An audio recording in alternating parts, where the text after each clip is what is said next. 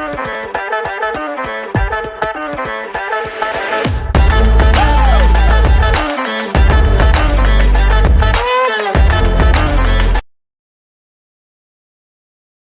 right, good morning, everybody. Welcome to the party. Today is Thursday, February 27th, 2025. This is episode 823 of your Simply Cyber Daily Cyber Threat Brief podcast. I am your host, Dr. Gerald Auger. And over the next hour, me, you, Elliot Matisse, Mara Levy, Augusta Delgado, Code Brew, Marlon Johnson, Mary Ellen Kennel, Medine G, my friend's Haircut Fish with the meme of the week today, Marcus Kyler, the Eat Crew. We got Carrie and Setfulus, Dennis Keith, as always, Bonnie Charles, Dragos in Romania. Guys, we are all going to be shredding the top cybersecurity news stories of the day. And as the host of the program, I will do everything in my power to distill the essence of what we can take from each of these stories in order to level ourselves up as practitioners, in order to drive cyber risk reduction down for our business stakeholders and add value to ourselves as professionals to be able to kind of navigate the course of a cybersecurity career and definitely make us the CEO of us. And guys, I got to tell you, if you're a solo operator, definitely need to know this as a practitioner, but know that the Simply Cyber community is like a virtual workforce, co-workers, if you will, that you can take advantage of to bounce ideas, get questions, even vent. David Crawford, good morning to you. And the Nataraj Monk, morning from the office. I love that. Guys, I also want to let you know, hey, listen, you might be like, wait a minute. This show's for practitioners. Like, I'm just getting in. I don't really know what these terms mean. Maybe this isn't for me. I'll go find something else. Let imposter syndrome get off the bus, but you stay on. Keep on traveling down the road because, listen, if you're looking to break into the industry, this show is made for you. We are polymorphic value for different audiences, and breaking in is definitely one. You're going to be asked in any job interview, how do you stay current? Let me repeat that. You will be asked in any cybersecurity job interview, how do you stay current on the industry? The Simply Cyber Daily Cyber Threat Brief is a banger of an answer if you actually engage, listen, pay attention, and, engage, right? Just running it in the background for stats, it doesn't help you, okay? It's a lot of work. Working in cybersecurity is a lot of work. Getting into cybersecurity is a lot of work. I'm going to be the first one to tell you, I want you here, but there's no easy button. It is very, very challenging, and you got to stay current. Lifelong learners unite. It is Thursday, so this guy right here, Dan Reardon, the Haircut Fish, is in chat. He's a longtime community member, and he makes a custom meme every single Thursday. He's done it for years, and today's going to be another home run meme of the week from Dan Reardon. Now, I want you to know we're going to cover about 8 different stories today, and, I'm a practitioner. I've got stuff going on. I run a business. So to be able to research and prep for these stories, ain't nobody got time for that. Ain't nobody got time for that. So I'm not doing that. So everything I do is going to be authentic, real, and you're going to get my first impressions. I don't even know what stories are going to be coming up, as many of you who are regulars of the program know. But if you're a first timer, I do want to qualify exactly that. And also, I want to say shout out to the stream sponsors, Antisyphon, ThreatLocker, and Flare, alongside Barricade Cyber, who enables me to bring this show to you every single day. We're going to run the ads. I'm going to engage with y'all in chat, but let me tell you something really quickly. If today is your first episode, 823 is your first episode, you're not too late to the party. You're just on time. We make the circle as wide as possible. Let us know if it's your first episode with a hashtag first timer. I'm going to engage in chat. Let's play some ads, pay the bills. And when I come back, I'm going to tell you how this show single-handedly will absolutely answer all of your CPE concerns for the year. That and more when we come back from the break. Do you want cutting-edge, high-quality cybersecurity education, regardless of financial position? Check this out. I want to give some love and some praise to Antisyphon Training, powered by Black Hills Information Security. Antisyphon Training is absolutely disrupting the traditional cybersecurity training industry by providing high-quality, cutting-edge education to everyone, regardless of financial position. They bring industry professionals with years and years of experience into the classroom to teach you and anyone else who's interested practical skills that are in demand in the market today. And on top of that, the student experience is amazing as you and hundreds or thousands in some instances of other students are actively engaging, networking, sharing tips, tricks, and experiences with each other all live in the classroom. Go to antisyphontraining.com, check out their course calendar to see what courses they have coming up next. What's up, Simply Cyber? You know what keeps CISOs up at night? The unknown. Those exposed assets and leaked creds floating around the dark web that you don't even know about? Well, that's where Flare steps in. Think of Flare as your organization's amazing threat hunting capability, continuously scanning both clear and dark web for exposed enterprise assets, leaked secrets, and even compromised credentials being sold in private channels. Their cutting-edge platform, powered by transparent, generative AI, prioritizes real threats so your team can take immediate action. Stop playing catch-up with threat actors. Get ahead with Flare's threat exposure management capability. Don't take my word for it. Visit try.flare.io/simplycyber and try it for yourself. I want to give some love to the Daily Cyber Threat Brief sponsor, ThreatLocker. Do zero-day exploits and supply chain attacks keep you up at night? Well, worry no more. You can harden your security with ThreatLocker. Worldwide, companies like JetBlue trust ThreatLocker to secure their data and keep their business operations flying high. ThreatLocker takes a deny-by-default approach to cybersecurity and provides a full audit of every action allowed or blocked for risk management and compliance. Onboarding and operation is fully supported by their US-based Cyber Heroes support team. Get a free 30-day trial and learn more about how ThreatLocker can help prevent ransomware and ensure compliance. Visit threatlocker.com.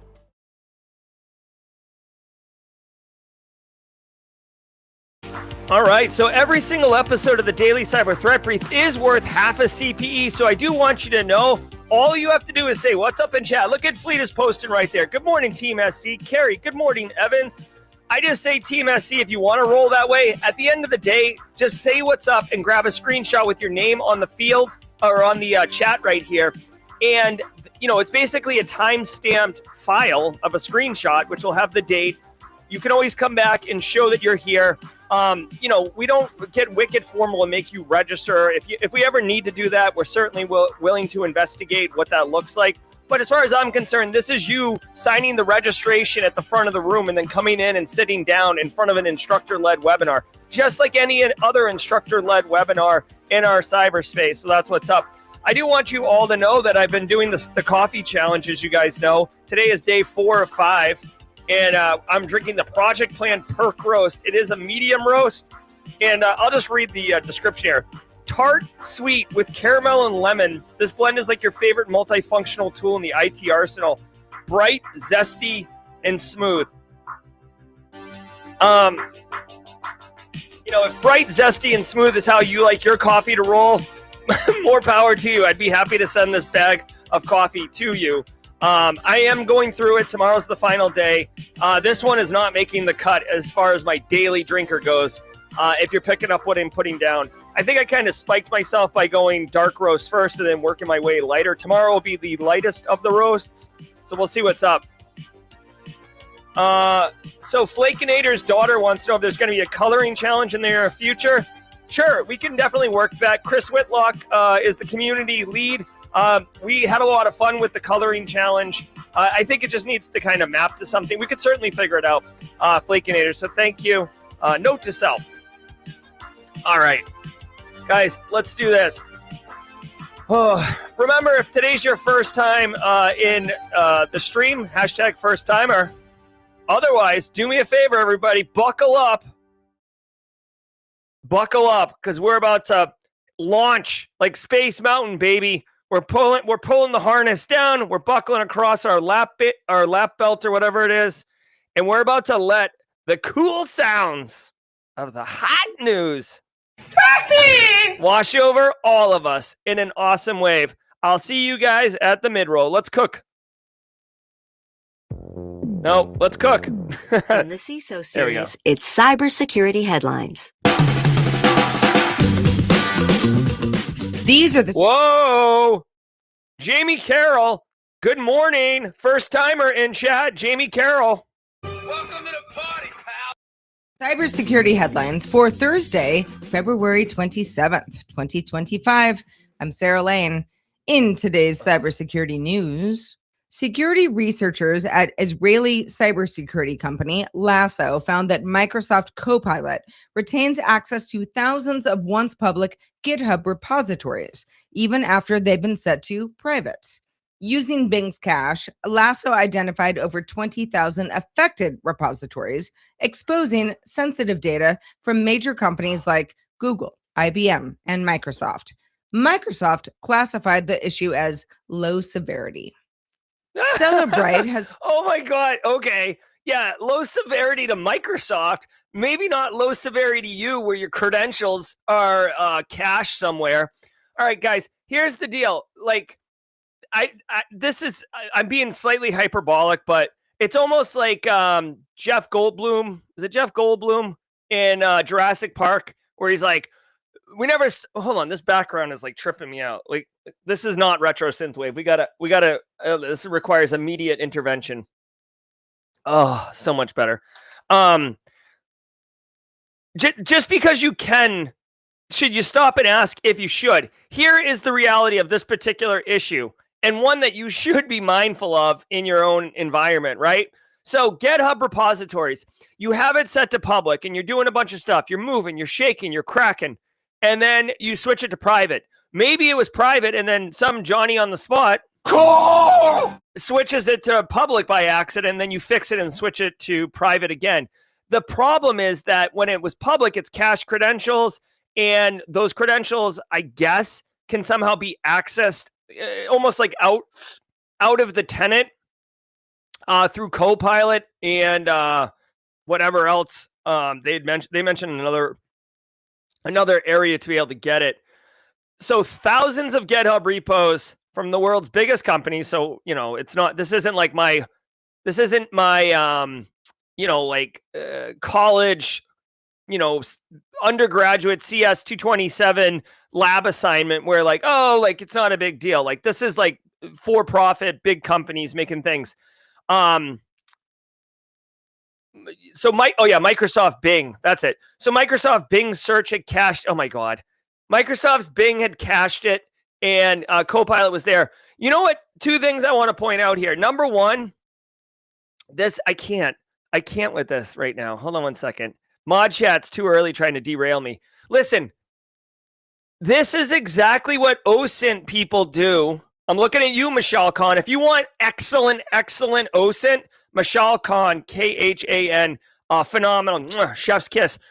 This is no different than the Wayback Machine, okay? There's the Internet Archive, a.k.a. the Wayback Machine. A lot of OSINT people go into the Wayback Machine, which is a website that you can use to go look at older versions or cached versions of websites to see, yes, it's cute to see what Yahoo looked like in 2002, but really there are, like secrets and leaked data and, email addresses and stuff from initial versions of websites or initial versions of, web presences that they just didn't realize they had to fix. And then, obviously a company fixes it, but the cache version is still there.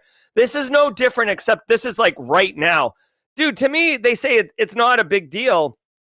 I'd be pissed if I was a big company and all of a sudden like an API key gets out, or, some type of credentials get out, or unlisted API calls or functions are enumerated and then accessed because it was exposed. So you really got to be mindful of that. The other thing I want to see, and right now I can't see mod chat, by the way, because I've put a window over it. The other thing I want to point out is, and this is a wicked common thing in our industry. So the reason I'm telling you this is kind of like the more you know thing.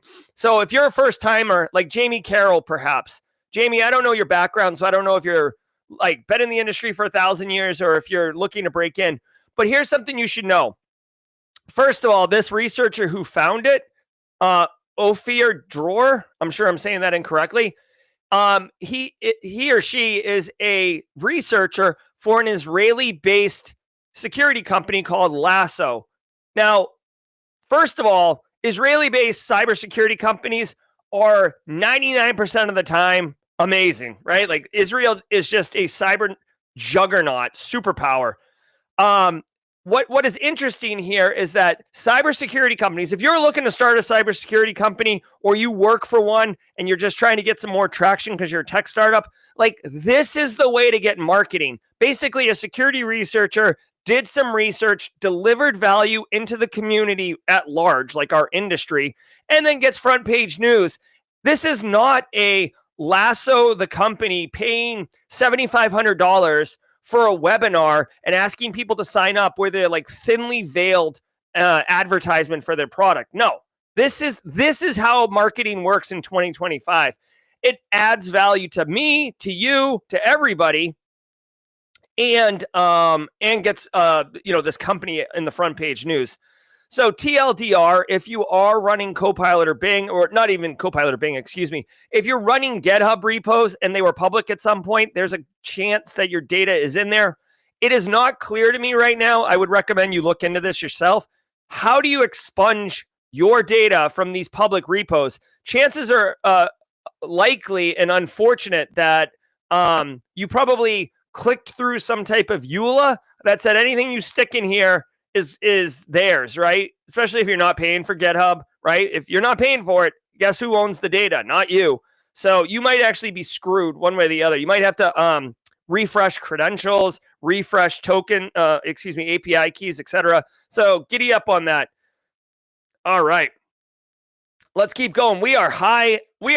I'm high right now off this coffee, basically. We are off and running. I got to tell you, I know somebody said there's more caffeine in the lighter roasts. That might be true. I don't know, but I'm definitely not breathing right now in any type of like normal pattern. Halted product use in Serbia after Amnesty International's December 2024 report accused Serbian authorities of misusing its digital forensic tools to target activists and journalists. Amnesty says that Serbian police unlawfully extracted data and planted spyware. Amnesty urges Serbia to investigate, hold perpetrators accountable, and implement safeguards before resuming exports of surveillance tech. The report highlights Serbia's broader crackdown on civil society amid anti-government protests and NGO raids. All right. Hey, so Nerman, what's up, dude? Just want to say, hey, Serbia's in the news. Guys, I'm not, again, like, here's the thing. I know you seem like an absolute crank and not crank coffee, like a lunatic when you're like, hey, maybe we should be careful about giving these tools like Apple backdoors to iCloud or, magic keys that unlock everything or not having end-to-end encryption like Sweden is basically telling Signal to put a backdoor in or Signal's going to leave and all this. That was in the news yesterday. And I'm like, hey, you know what? No one's going to question breaking into a criminal syndicate and disrupting their criminal operations. No one's going to disrupt to say like, oh, this creep over here is, peddling in like really, really illegal and disgusting, graphic images, right? I'm trying to say things that aren't going to get this channel, whatever, you know what I'm saying?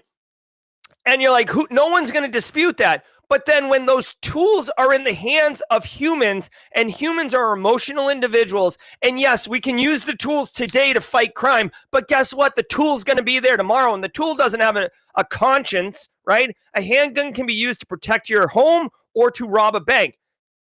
The gun doesn't care. The same thing here. And now we have evidence, thank you very much, of this being abused. Cellbrite is a company that basically sells a magic MacGuffin that allows you to break into iPhones if you just plug it into the USB drive, essentially. I'm obviously simplifying this, but that's basically what Cellbrite does.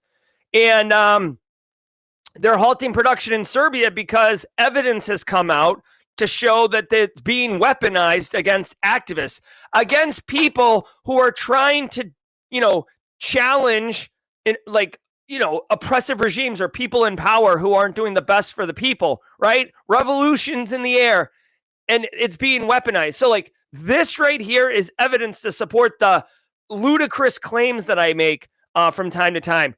This isn't really a cyber story other than you should be aware that like this type of technology gets weaponized, and yet another piece of, I guess evidence to support the claim that it's not, hyperbolic or far-fetched or silly, right? A lot of people will be like, oh my God, dude, chill out. Like, yeah. But I'm telling you, man, I'm not saying 1984 or dystopian authoritarianism, but just, National Labs uncovered a new Ghostwriter cyber campaign targeting Belarusian opposition activists and Ukrainian entities using weaponized Excel documents to deploy a variant of Picasso Loader. Linked to Belarusian state-sponsored group UNC 1151, the attack leveraged phishing emails, obfuscated VBA macros, and advanced evasion techniques to deliver second-stage malware. ooh. The campaign, tied to Belarus's 2025 elections, highlights Ghostwriter's ongoing cyber espionage efforts aligned with Belarusian and Russian interests. Have I been All right. Hey, Ghostwriter campaign, not to be confused with I don't know about you guys, but like my social media feed's been getting like crushed with paid advertisements of being able to make like 50 grand ghostwriting for people. I don't know if you guys are also getting those advertisements, but not to be confused with that. Guys, Ukrainian government being targeted, opposition activists in Belarus being targeted. I would assume these are opposition to Russian occupation in Ukraine activists. This should come as no surprise. Dude, this is the cyber capability in a modern conflict manifesting itself. That's what this is. This right here, this attack, this is, the start of a playbook on how modern global conflicts will implement cyber capabilities. Now, we've got a really nice graphic here, which, obviously I will be...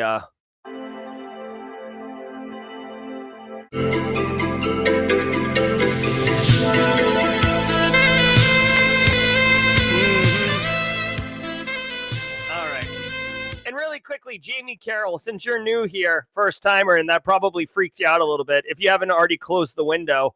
I do love a good infograph. Now, this one's like fine. This one isn't really amazing, but we haven't seen one in a while. I haven't played the saxophone in a minute, so I needed to do that. All right, so you can see here, basically, stage one is a dropper Excel spreadsheet running obfuscated VBA. Okay, so this needs to be sent via email or USB drive, and you have to convince someone to run it on their box. And honestly, they have to run macros as well. I don't know, like the level of a social engineering that has to go in to make this work is interesting, because macros don't run by default. No, I didn't, Chris Whitlock. Do share. So basically, the first stage is a difficult hurdle to jump over, but if you can get Carl in accounting to run for it, you can see here it extracts the a DLL file, a dynamic link library called Realtek R Audio. Now, whether or not that's an actual Realtek R Audio dynamic link library, that's just the name of the file, doesn't matter. It writes it to your temp directory. That should be something that your EDR is kind of sniffing around, like, wait a minute, things being rent to temp. Let's do that. Stage two, it looks like it runs that DLL file basically, or it uses regserve32.exe to basically start the service. And then once that's up and running, let's see what it does. It actually extracts and runs another Excel spreadsheet, which probably has some VBA in it. And then it downloads another dynamic link library. Ugh, this is gross. So let's see. Like, basically, this is the technical implementation. This, if you're doing detection engineering, my man Wade Wells in chat, you should check it out. But basically, you could see here, first of all, it's going to write it. You have an Excel spreadsheet writing to a temp directory. There's one part of the detection. You have it running basically when it writes that file to the temp directory and then immediately registers the dynamic link library for auto start. That's a problem. Like, this is what behavior-based anti-malware detections look like. You look at this flow and then you say, this doesn't look right. Okay. So what can we do here? All right. So Ghostwriter is the threat actor. and they're linked to the government of Belarus. All right, we got, basically misinformation being flown around here. Okay, so it starts with the Google Drive link and a phishing email from a sender named Vladimir Nikiforich. Again, if your detection is to look for emails from Vladimir Nikiforich and drop if from him and allow for everything else, that is what we call in the industry an incredibly brittle rule. It is, to say it's trivial to change the guy's name is, it's beyond trivial. All right, so don't be looking for that. But just, educate your end users. It comes from a Google Drive link. It could come from a Dropbox. It could come from OneDrive. It doesn't matter. So you just got to be aware that, downloading files from unknown senders can be problematic. Again, GRC Mafia, this is all about end user awareness training. I know red teamers and really technical people will roll their eyes so hard that they'll see the back of their skull when I say that end user awareness training is important, but I swear to God, it is important. They are one of the first lines of defense. If they don't run the malware on their own box, guess what? The malware doesn't run, winning. All right, let's keep going. From the CISO series, it's cybersecurity headlines. Oh my God, bro. All right, so, hey, really quickly, I'm going to have to scrub this. Just a programming note. I didn't think I was going to have to tell anyone this. CISO series kind of messed up the MP3 or the stories this morning. So they sent me an MP3 like at the 11th hour, and I'm running that, not the actual pod. And apparently if I switch, I have to scrub and find it, which totally sucks because when we do the mid-roll, I'm going to have to do this again. So bear with me for a second. Investigate, hold perpetrators accountable, and implement safeguards before resuming exports of Sentinel Labs uncovered a new Ghostwriter cyber campaign targeting Belarus BA macros and advanced evasion techniques to deliver second-stage malware.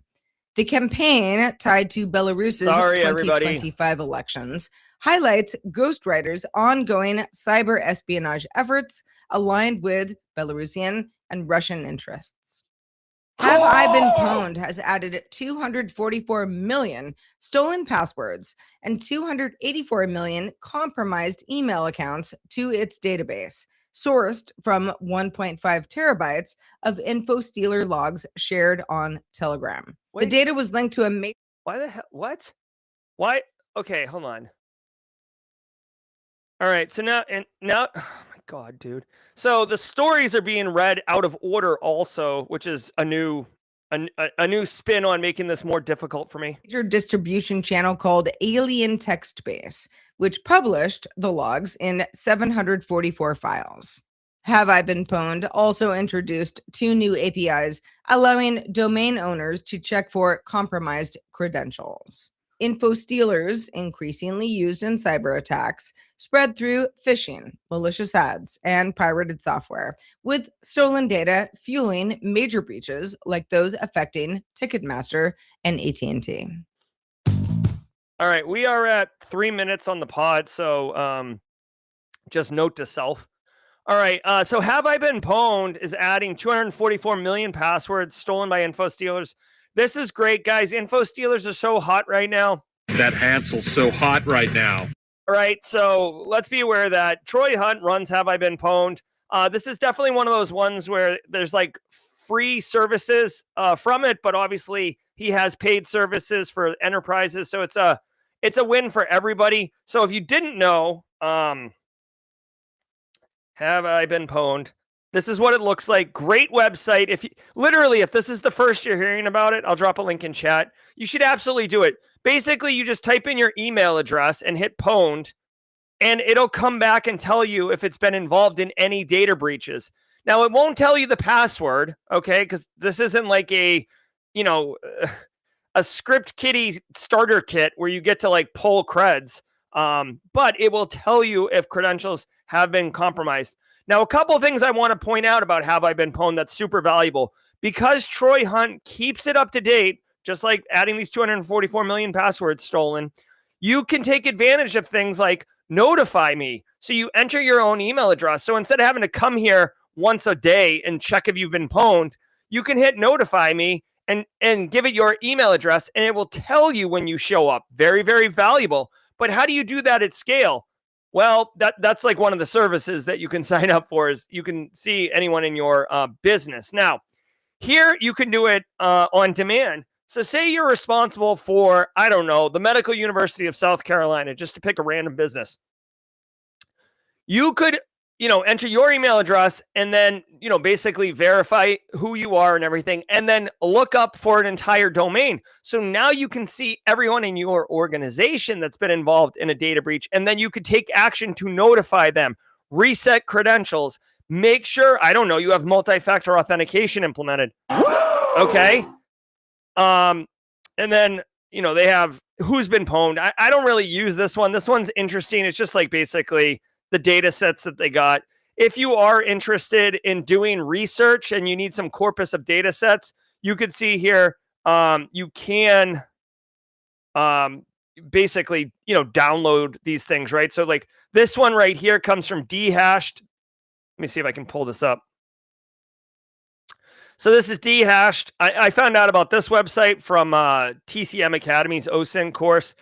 This one's a little bit different, but you can actually pull these in and actually get credentials. So this would be more of that starter kit for script kiddies.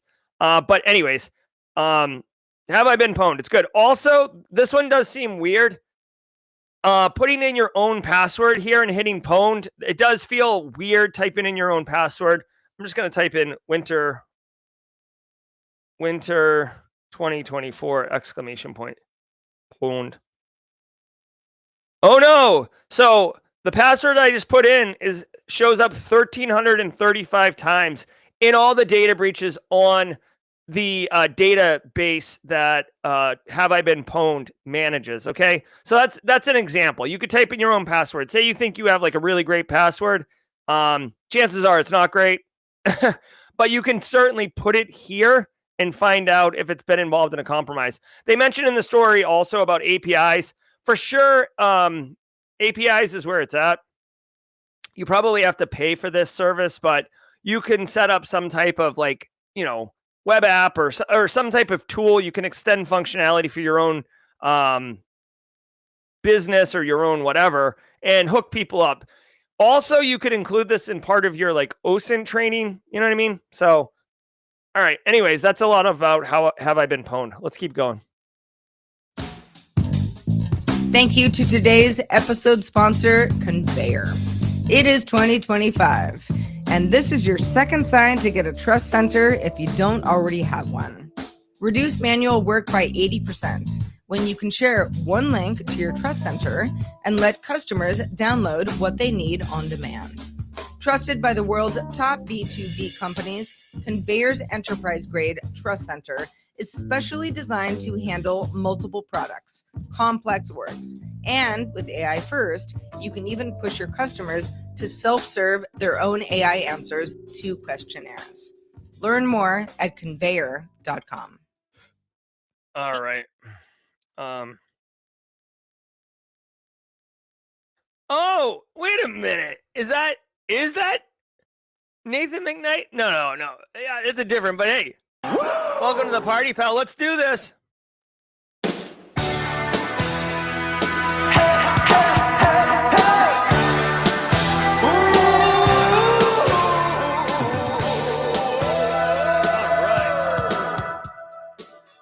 Guys, holla. I really appreciate all of you. Even when we have a couple programming issues, we are continuing to crank on and move on. Joe Collins nailed it. That would be true. Not my favorite. Guys, I got to tell you, I want to say thank you to the stream sponsors. First of all, ThreatLocker, Antisyphon, Flare, Barricade Cyber Solutions. Let me know. Hey, Antisyphon was running the John Strand Pay What You Can 4-day course this week. Today is day 4 of 4. I would love to know if any of you were in that training and how it's been going, more importantly. All right, guys. Hey, check it out. I want to say shout out and love to Barricade Cyber Solutions. You guys all know they've been a long-time sponsor of the show and partner. Like lots of the staff that work there are members of the community. Barricade Cyber Solutions is dedicated to helping businesses from cyber attacks and recover from the damage done. Cyber attacks can suck. They can cause massive issues for businesses. They can send dedicated, hardworking business owners into turmoil. Sometimes it can result in the business going out of business, which means all the people that work there no longer have a job, which can impact families and communities. Believe me, it's a big deal. The good news is you have a partner with Barricade Cyber Solutions because they have the expertise and they know exactly how to mitigate the damage done by cyber incidents. You can check them out at barricadecyber.com. There is a link in the description below. They have the knowledge, the speed. They are a small business, so there's not a lot of bloat or bureaucracy to deal with. You get results, and that's the most important thing. Eric Taylor is the chief forensics officer over there. He cares a great deal about helping people, and he hates himself some threat actors. You can get on his calendar very easily by going to barricadecyber.com and making an appointment with him. No big deal. Barricadecyber.com, your partner in dealing with ransomware prevention and recovery. Now, every single day of the week, everyone has a special segment. Thursdays is What's Your Meme? Now, Dan Reardon has made some amazing memes for years, and he keeps on delivering the heat. And I want to say special thanks and shout out to Dan Reardon. So today's meme, kind of on brand for what we've been dealing here in the news, I present you, ladies and gentlemen, with your meme of the week. All right, no politics, please. So if you've been following the show, there's been a lot of Doge related, a lot of Trump administration related, CISA shakeups. You know, just when a new administration comes in, there's changes in the federal government. And one of the underlying things I try to do here is not get into politics. We do have to speak about politics, but we don't do politics. So this is a scene from Space Force. Dan's got my face on there. Very good. But as always, thank you very much, Dan Reardon. Love it, love it, love it. Guys, I want to say thank you to all of you, each and every single one of you who show up on the regular. Stay tuned. We've got some great things happening on the Discord community, I promise. I'm super excited. Chris Whitlock's going to be dropping some updates soon that will definitely have you interested. Also remember that the Meta CTF event is happening tonight. Oh my gosh. Hold on. The Meta CTF event is happening tonight. I don't have the link. I need help, but there's a Meta CTF from 5 to 7 p.m. tonight with cash prizes. So I definitely take advantage of that. All right, guys, do me a favor. Alpha Sierra, get ready for the la la la laws. I'll count you down. 3, 2, 1.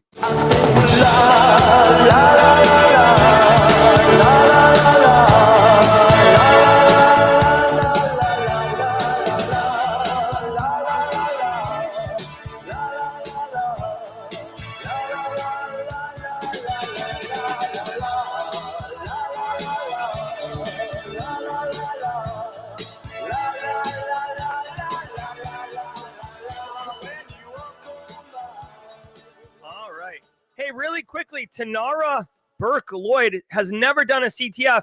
Tanara Burke-Lloyd, I got to tell you, this is exactly why we at Simply Cyber have gotten involved with Meta CTF. There you can see Simply Cyber Academy alongside TCM Security and Antisyphon. Guys, I know I'm biased because Simply Cyber Academy is me, but look at these three companies. These three companies are awesome.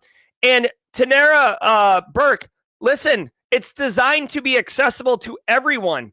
It's designed to be easy on-ramp and have fun. So definitely check out this CTF. I'm going to drop a link in chat right now.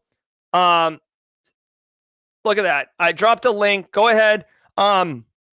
Just so everybody knows, I provide a $100 Amazon gift card to the winner, including a coveted black badge roll on the Discord server, $50 Amazon gift card for second place, and $25 gift card for the third place.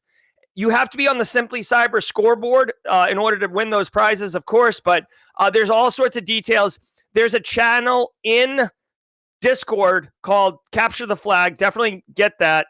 There is no brown badge for second place.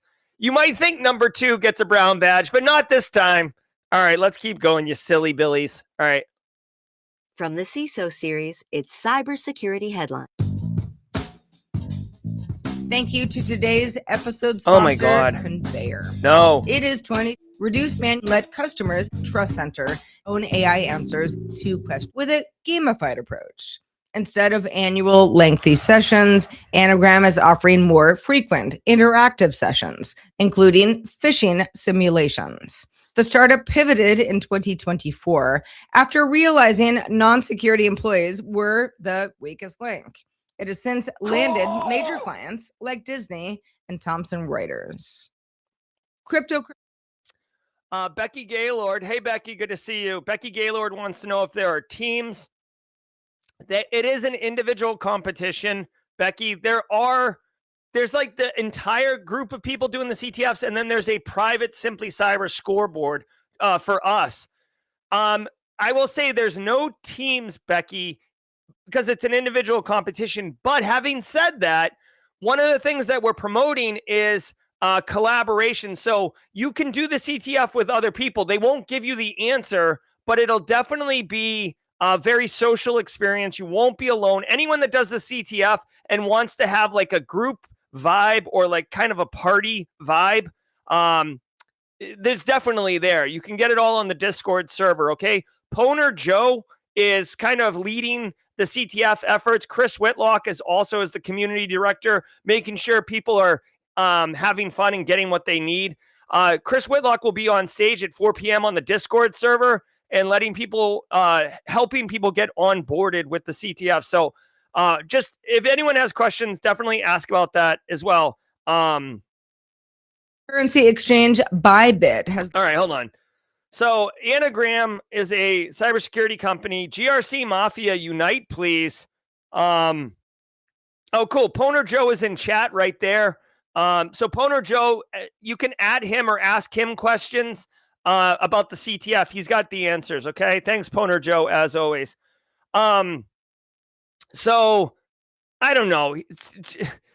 Getting end users to do awareness training can always be difficult, right? If you've ever had someone sit through a 60-minute PowerPoint presentation, they will click through it fast. People who fall for phishing emails that have to do punitive training, they don't like that. It actually pisses them off. So what are we supposed to do? Well, Anagram has invented some type of gamified approach. Let's see what it says. What's the actual approach here? The training includes bite-sized videos and personalized interactive puzzles that teach employees how to spot suspicious emails. They're more frequent, more engaging than once a year. Yeah. So I've been saying this for dude, literally, I hate to. Okay, I'm going to do it. Normally, I try not to be but I've been saying this for 10 years. You have to do awareness training bite-sized and frequently. Send the email out with 2 sentences in it and make it very specific, very crystal clear, and to the point. No one's going to read a word wall, all right? Let's see. Employees create their own phishing emails to teach them how to whatever. Took lessons from TikTok, Duolingo, et cetera, et cetera. What I don't understand though. Give me an example of what you're doing here. Oh my God. This almost feels like a ad, frankly. It feels like a commercial for this business, Anagram. They raised $10 million, Series A funding. Okay, no big deal. All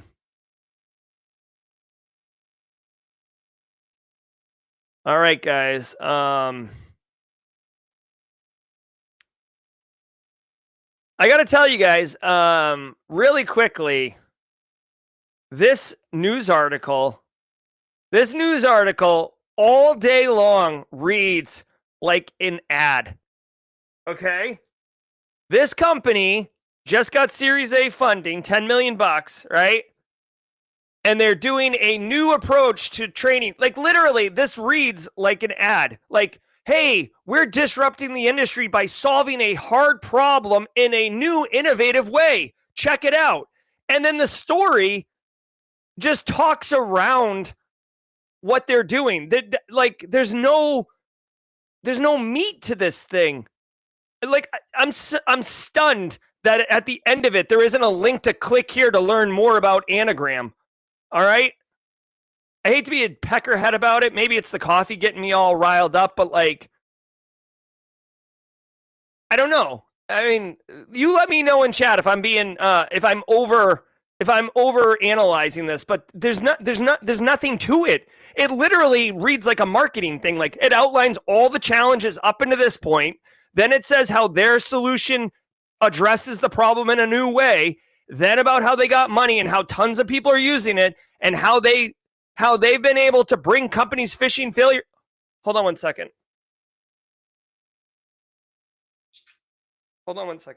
Hello? I am most certainly on right now. What's up? Oh my gosh. Okay. All right.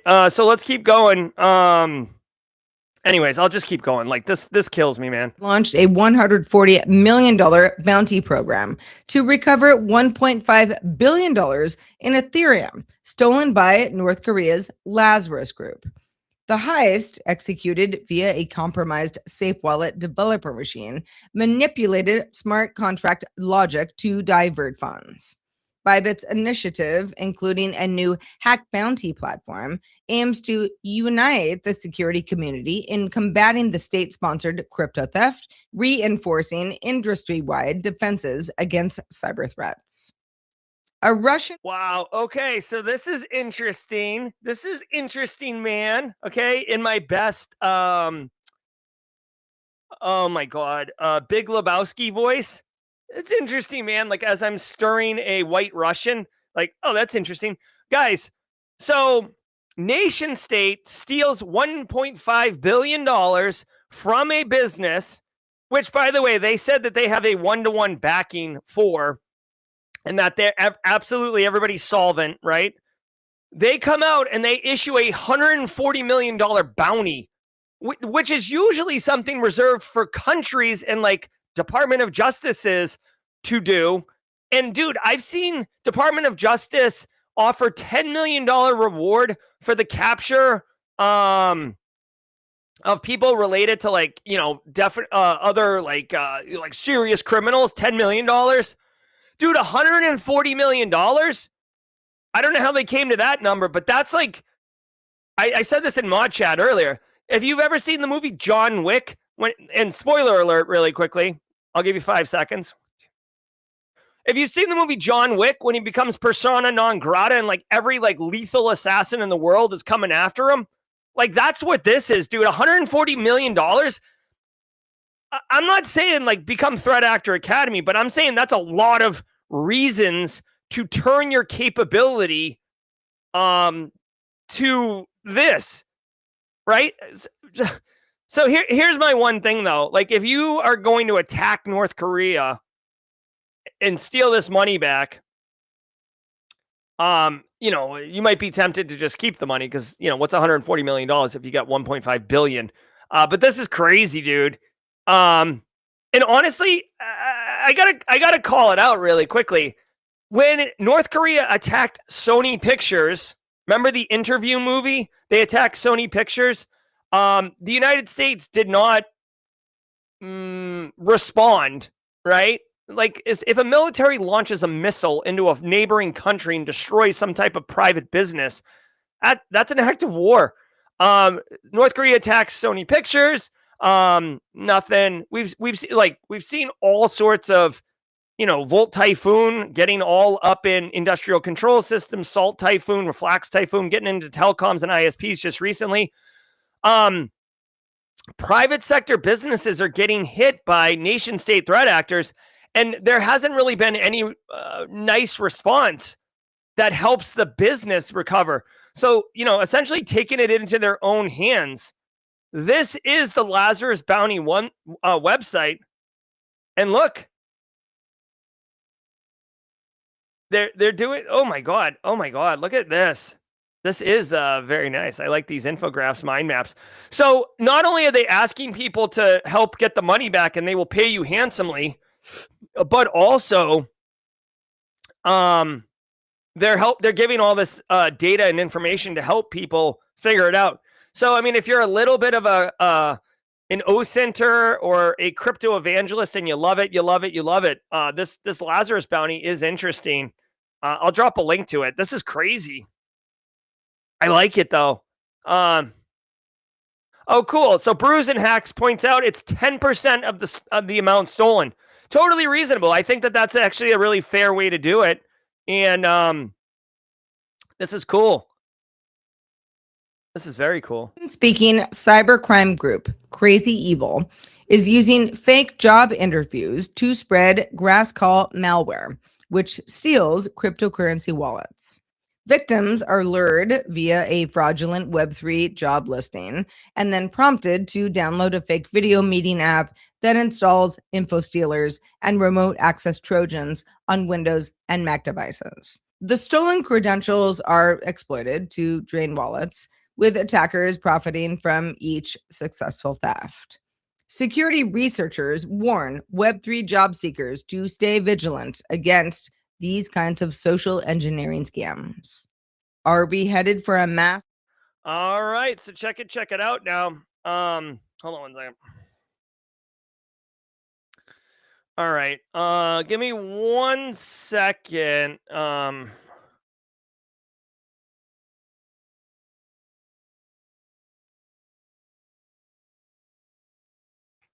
All right, Grayscale malware campaign, guys. Here's the deal. I've said this multiple times. Obviously, this is working with effectiveness because it keeps happening. I told you guys, when people are interviewing for jobs, if they already have a job, chances are they're trying to be wicked discreet and not let their current employer know that they're interviewing. Nobody goes to work and they're like, I'm going to start applying for jobs because I think I can do better. Like, no one's going to do that at work. They're going to be wicked discreet, which means that threat actors have an inside angle on hopefully not getting detected. So, there's that also. You could just be applying for jobs. A lot of people are getting laid off. I mean, especially in the tech sector.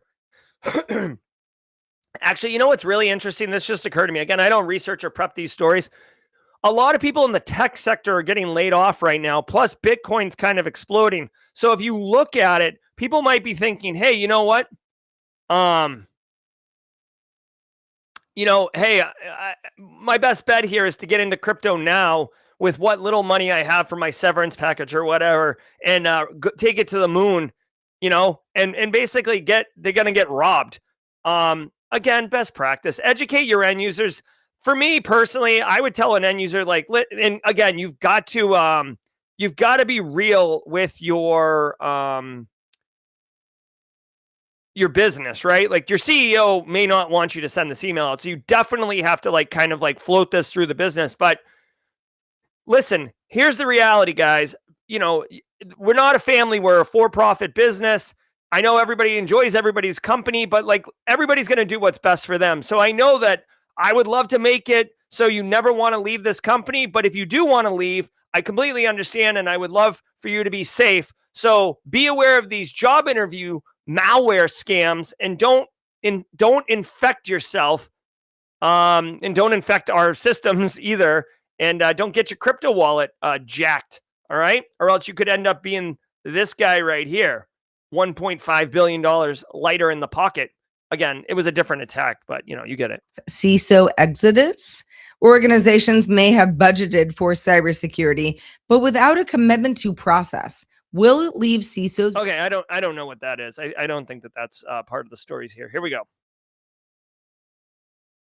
CISO series, a little bit of a going sideways today. All right, yo. Guys, I got to tell you really quickly, I've enjoyed the living crap out of today's show. Jamie Carroll, first timer. Welcome to the party. I hope you come back tomorrow. Swims with Sharks is here. Good morning. Fleetus is up in this piece. Good to see you. Real Bilbo, my man. Hey, guys, I want you to know two things. One, at 9:30 a.m. today, so bottom of the hour, 30 minutes, final episode of season 2 of Cybersecurity Mentors podcast. I hope Hold on one second. Yeah, I think Kimberly does. I think Kimberly does have the permissions. Listen, this podcast has been phenomenal. Steve Hegarita, John Hoyt, the feedback has been amazing. Final episode of the season, guys. I hope you've enjoyed their episodes. It's been amazing. I also want you to know that at 4:30 p.m. Eastern time today, my guest on Simply Cyber Firesides is going to be Paul Charles. Now, listen, if you are actively looking for a job in cybersecurity, this guy right here has got his all 10 fingers on the pulse of industry and hiring right now. So if you want to know what certifications are hot, what kind of jobs are hot, what kind of jobs are getting cold, what kind of skills employers are looking for, this guy's literally going to have the real answers. I'm super excited. Like, when I talk about very valuable guests, this guy right here tonight is going to be dropping knowledge bombs that you need to know about if you're looking for a job right now. This isn't strategic thinking. This isn't a 6-month plan. This is today, what you need to know. I love it. So really quickly, we've got about 4 minutes before jaw jacking. We are trying to work through something here in the back end. DJ Bisek is normally our Thursday jaw jacking host, but he is unable to be jaw jacking today because of some work related things. I have to go teach at the Citadel, and we are rapidly trying to get a jaw-jacking host. Just like we're trying to do it like while we're doing the show. We're building the plane in flight. A lot of people are asking for Casually Joseph. He is politely declining backwards into the bush like Homer Simpson. So what I will do is, I've got 3 or 4 more minutes. I will do my best to jaw-jack for a couple minutes and do what I can, and then we'll go from there. Here we go. So let me do this really quickly. I'm Jerry from Simply Cyber. If you got to go, Jamie Carroll, I hope you come back. Everybody, have a great day. Thomas Marquette, peace. Ever wonder what it takes to break into cybersecurity? Join us every weekday for Jaw Jacking, where industry experts answer your burning questions about the cybersecurity field. Live, unfiltered, and totally free. Let's level up together. It's time for some jaw jacking.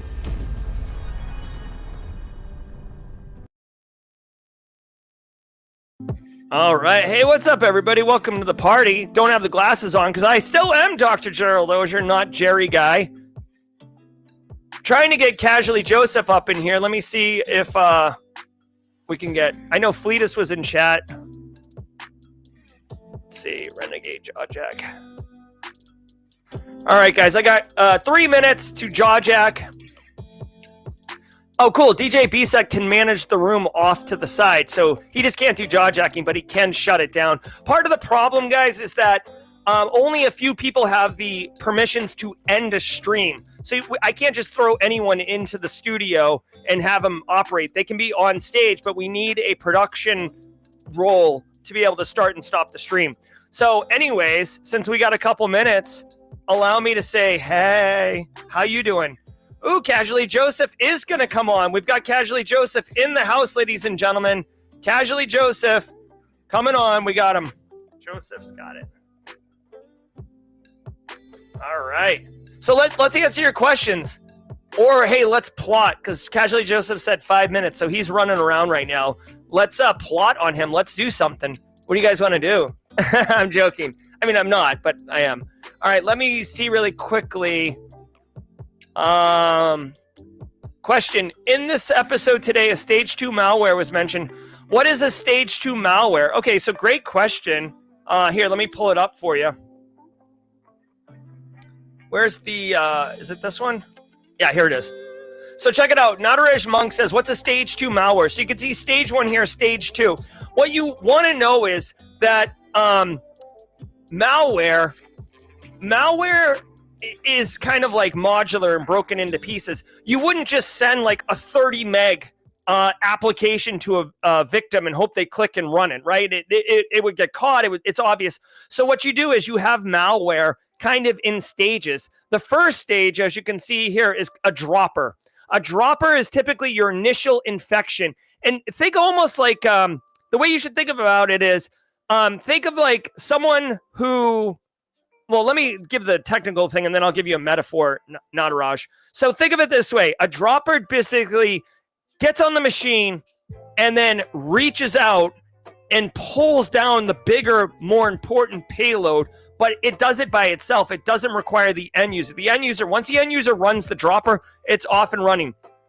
The way to compare this is, imagine, if you will, that a guy comes, it's the bank, it's 9 o'clock at night at the bank, right?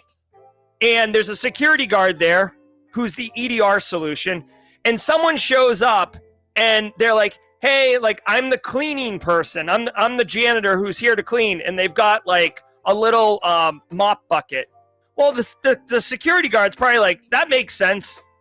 You got your mop bucket and you're wearing your coveralls. Get in here and mop the floor.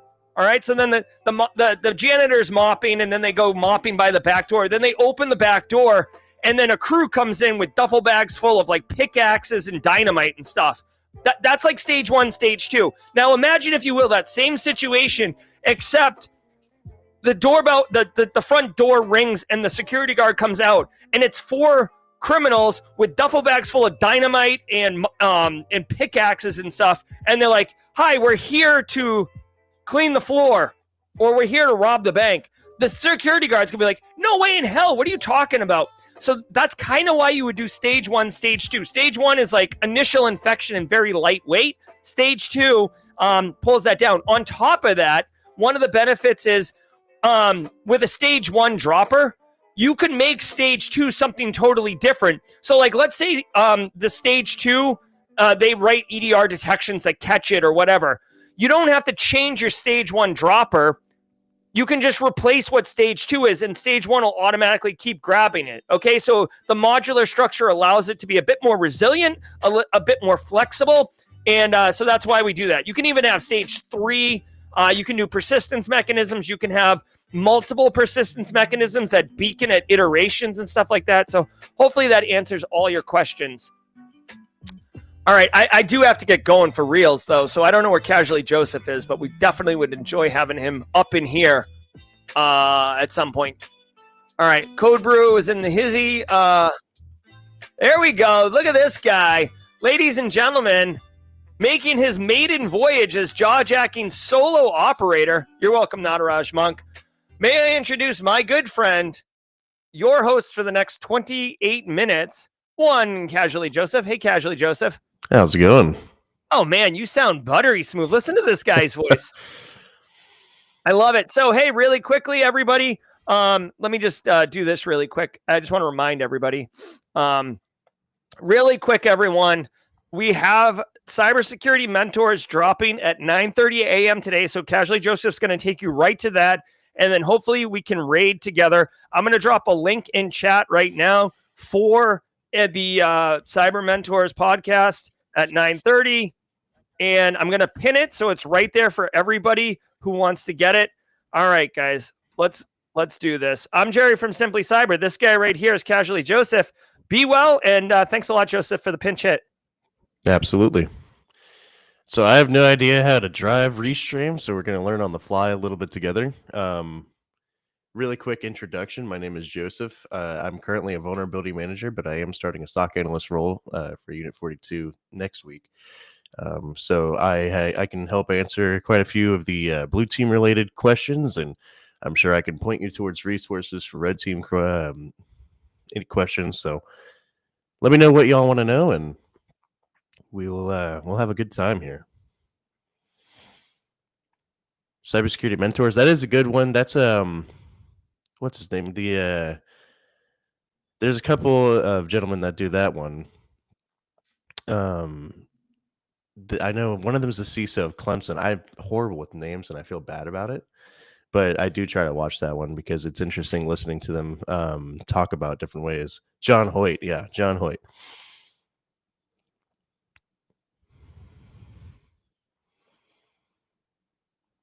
It is nice to listen to them. Also, I hate that there's no music. B-Sec, are we able to get like the Restream music? Do you drink coffee? So Glum Hippo wants to know if I drink coffee, and if so, how do I take it? I'm a part of the people who did not drink coffee for a long time. I was always energy drinks, Monster and Red Bull and stuff like that. I'd skull like Mountain Dew and whatnot and play video games until 3 or 4 o'clock in the morning. I hated coffee for a long time because it's bitter. I started coming around to it because it was just cheaper and easier to make. So I do drink coffee, but I don't drink like black coffee. I do very light cream and a little bit of sugar.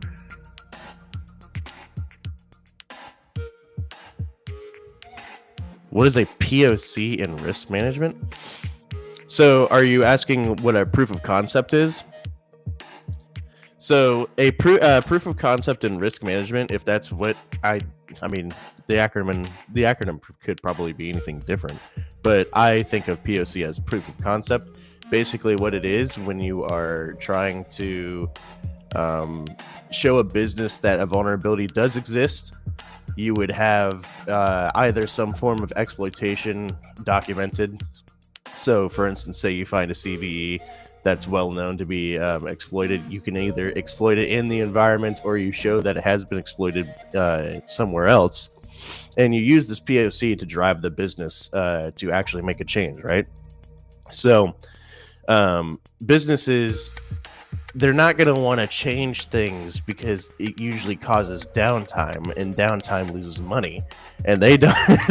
They're all about making money. So you can either try and show them POCs, or you can give them workarounds to show them to help them figure out how we can actually implement changes without downtime, or you use the POCs to tell them like we need to do this tomorrow or yesterday, depending on the severity of the POC. Like if it's a firewall POC and somebody can just log in and they can do whatever they want on the firewall, then we need to stop what we're doing and do it right now.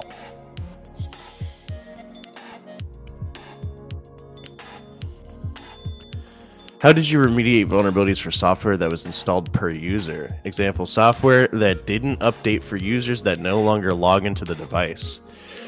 So if you have a vulnerability management tool like Automox, or if you have something similar like Ninite, or you're using, there's another one called VRX/Opia. I don't know which name they're officially known by, but these tools, along with, I want to say Intune, can even do some third-party apps. So long as the machine is on, you're able to manage the application. They don't necessarily have to log in for it to be updated, right? So all of these different tools work at system level, and they're able to make changes to the application. So the way I would do it is I always use a third-party patching tool that would actually go through and patch these applications. Ninite is a great one. You can use command line to deploy it. It's light. I mean, if you have a PowerShell script, you can pull it from a server, drop it on there, have it scan for any kind of changes. You can even have it print out an audit report saying what third-party apps are there that it manages, and then you can push the updates as well. Now, when it comes to third-party application management, if you are in a late-stage environment, you're going to want to you're probably going to want to have like an allow list where you would not be allowing random third-party applications to come in. I should have mentioned for at scale. Yeah, so Ninite still works at scale. At scale, sorry, BSEC. Ninite still works at scale. You're going to be using automations, and like I said, Automox is also at scale, so you would deploy it on the machines. It's an agent on the machine that scans looking for these vulnerabilities. Topia does the same thing, so just whichever tool you like more. It would be at scale. It's even automated for third-party apps, and you can patch third-party apps most of the time. You can patch them without worry that you're going to break something. Now, that does depend on the environment. If you're using a third-party app that relies on something and you have a dependency, obviously you would want to take caution before you patch it. But like for patching Chrome and Edge, you can just usually fire that one.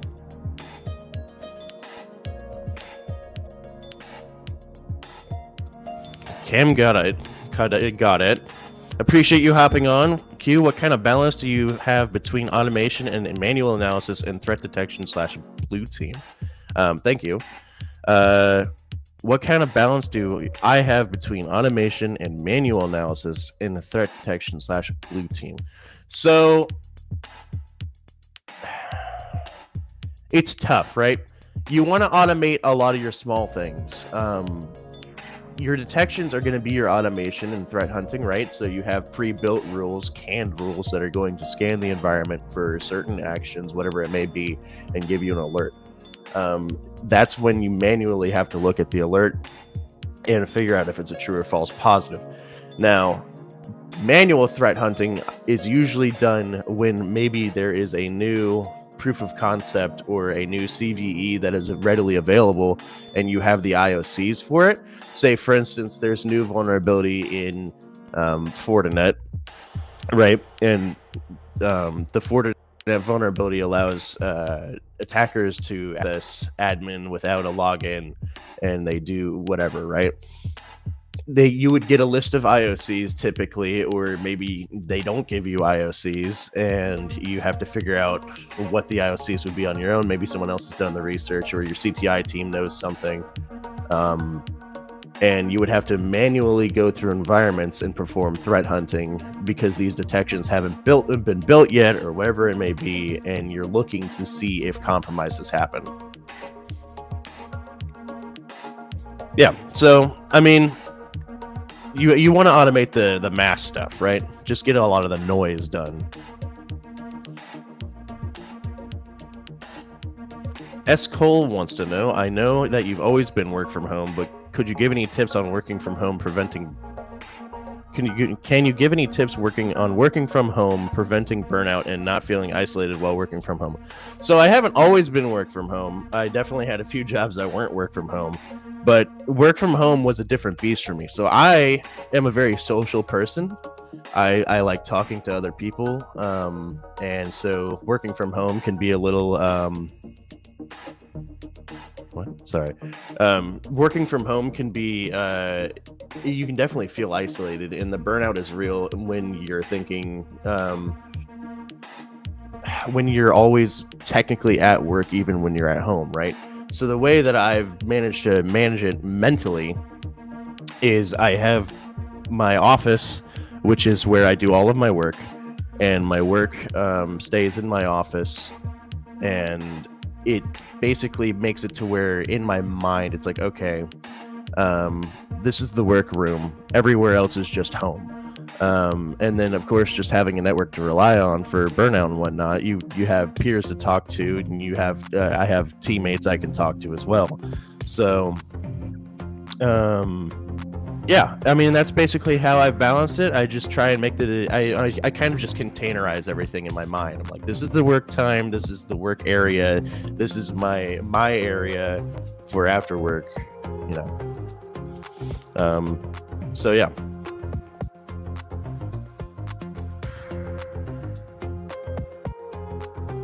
Let's see, B-Sec, you still there? I see Jamie Carroll wanting to know, are most jobs, cyber jobs, work from home? A good handful are. It's not most. It's, oh yeah, get outside. That's another one. Good tip, Elliot. Going outside. I like to walk the dog and get out of the house. But yes, most cyber jobs work from home. No, a lot of them, I would say a majority of them are hybrid. Typically because of the sensitivity or the security of the information that you are dealing with. Work from home jobs are very common, but especially with the Doge changes recently, or the back to the office changes, you're going to see a lot of it starting to shift into hybrid. Yeah, touch grass. Absolutely. Touch grass. Kimberly Can Fix It wants to know, what are your tips for studying for security certs since you have several already? So I've actually studied for more certs than I have. I don't take a lot of cert exams unless I either have to or I find value in them. The way I study for them and this is just how I do it, and this is what works for me, is I look at the domains that they're covering, right? For instance, CYSA Plus, I think it has four domains. I don't remember. It's been like 4 or 5 months since I've taken it. But the CYSA Plus, I just look at the domains. I figure out what the domains are wanting me to know. So vulnerability management, threat hunting, whatever the domains were. I will find videos on YouTube that go over the domains and explain like what CompTIA is looking for. And I use Pocket Prep on my phone. Pocket Prep is great for the CompTIA exams and other exams, but finding practice exams in general just to see what I know right off the bat.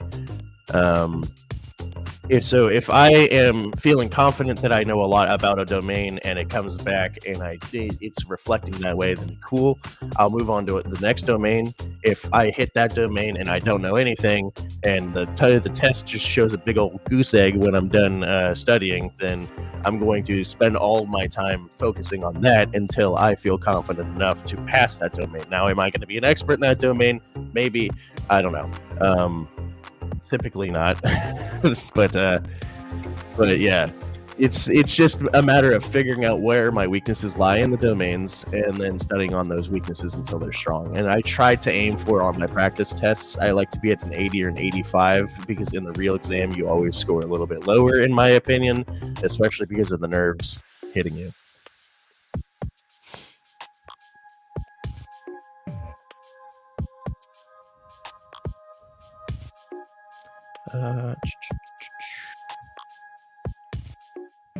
Let's see. Trying to look at the questions. Yeah, Pocket Prep. As people are mentioning in chat, that Pocket Prep is a great resource. It is awesome. I love it.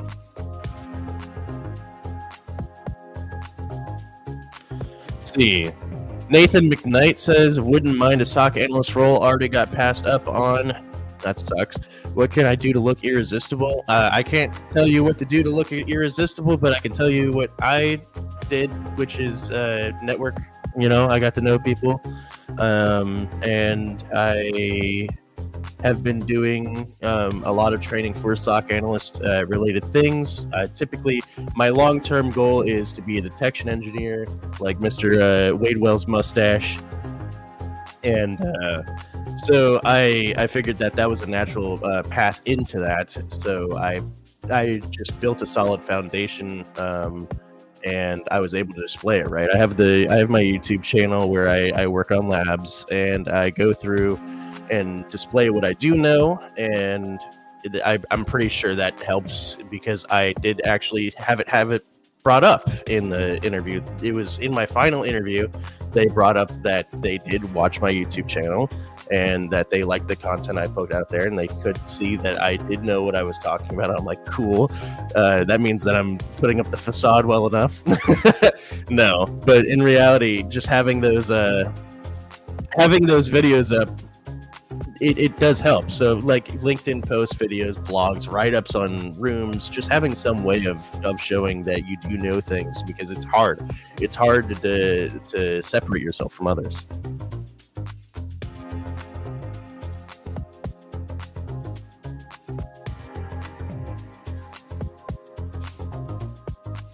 Justin Gold saying that he scores higher when he takes the real exam. I wish I could be you.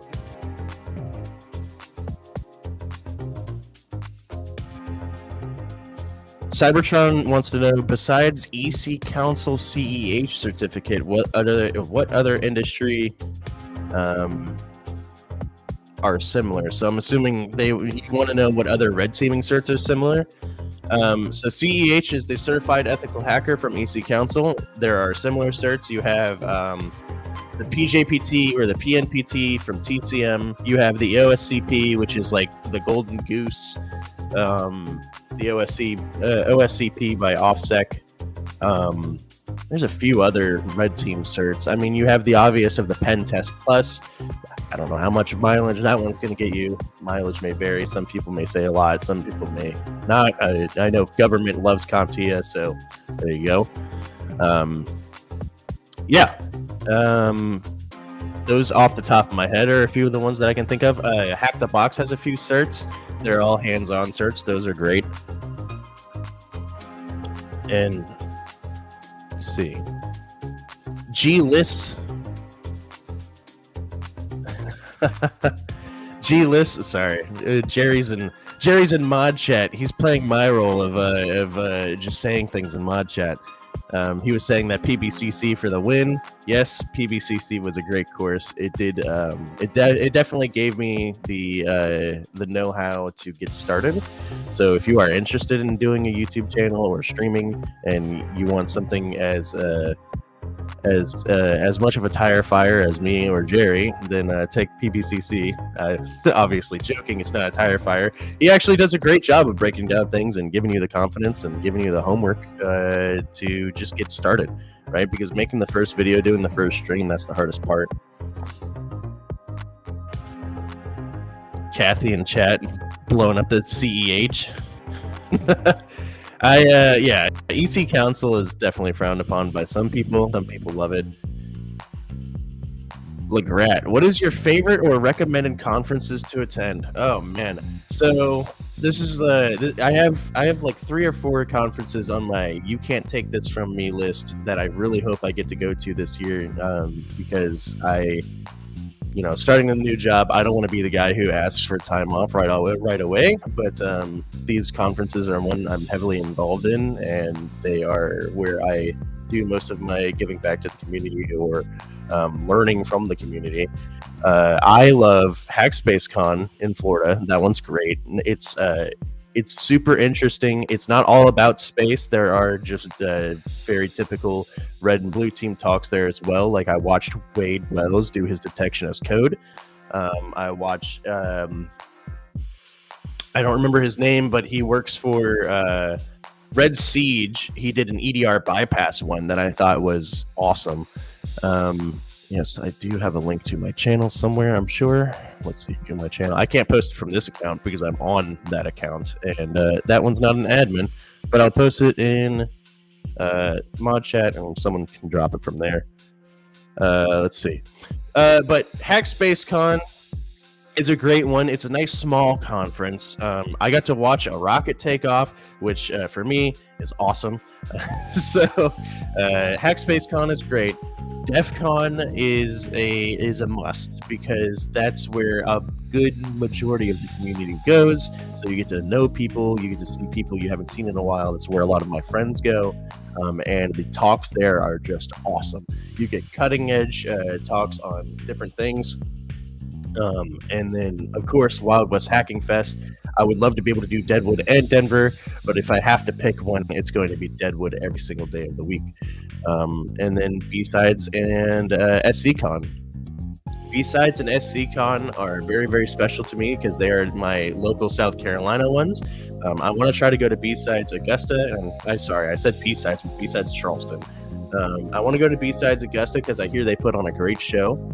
And I'm going to try and make an effort to go out to that one this year. But of my required ones, your local B-Sides, definitely get involved with them because that's your local community. Wild West Hacking Fest Deadwood is amazing. DEF CON is just a great time. It's got a lot of unique information. And HackSpaceCon is con because it's cool. Let's see. And I did provide a link to the channel. I don't know if one of the mods can post that for me. What do you think of the new SAL1 cert from Try Hack Me or the ACE-T certs from BHIS? ACE-T. I'm not sure what ACE-T is. I haven't actually heard of that one. But the SLA1 looked solid when I went over it. You have to be logged in. I know Eric was going on a tirade about not being able to see any of the information for it, but the SAL1, you have to be logged in to see anything about it, which I think is kind of annoying, but it makes sense. Okay, they're saying it has been posted. So the link, someone posted my link for my channel in chat, so if you're interested, go there.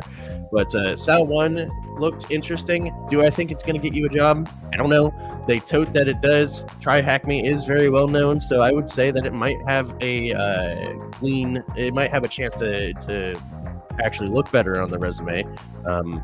But I know that the rooms and the training they provide is solid. So if it doesn't increase your chances at a job just by being on the resume, it will increase your chances at the job by giving you the know-how to do some of these things. I think it's a very good cert. ACE-T, I'm not actually positive. I would have to do some research into that one.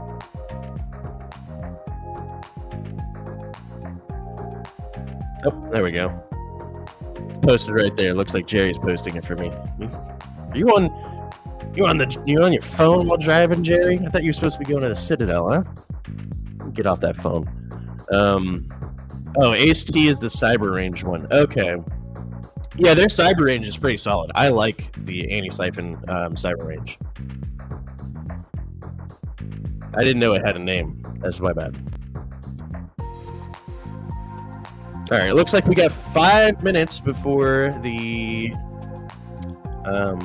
let's see, before the Cyber Mentors podcast starts, and we will have the link for that dropped, and we'll raid that.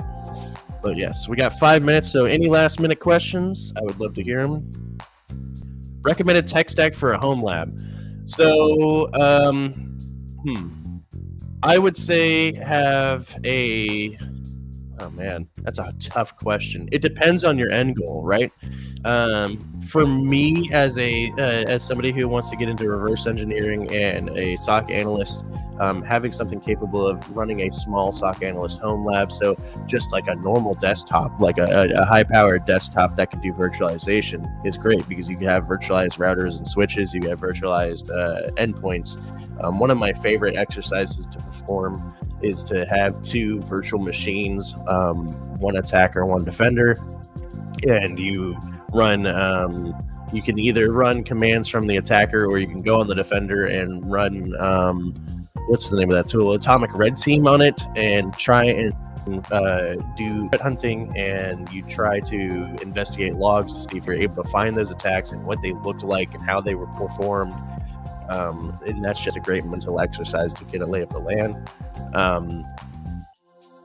I mean, as a pen tester, I'm sure it's pretty similar. You would want that attacker machine to be able to, like, you could maybe put in security controls on a device or on a firewall or something that you own and start trying to hack into it, right? So having an AD machine is great because AD is always useful no matter what job you're in. You may not be directly managing AD, but knowing how to stand one up and knowing how to apply policies and actually manage it is very, very useful. But yeah, I mean, it really depends on your goals. Even if you can't afford good technology, you can do a lot of home labs in the cloud. That's what I like to do. This little laptop that can't isn't the best at doing a lot of machines at one time. So go to the cloud and have a home lab that's owned in somebody else's server rack. And then, of course, all your try hack me's, hack the boxes, let's defend, all the different platforms where you can get a lab experience and it's just canned. I think I have a neighbor blowing leaves now. Yeah, VM Workstation Pro is free now. Absolutely. Proxmox, yep, free.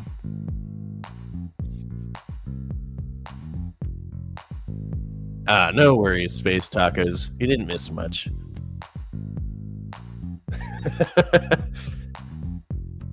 Jerry says he's only posting at a red light. I'm sure. Okay. Kathy says ACE-T is brand new. Okay.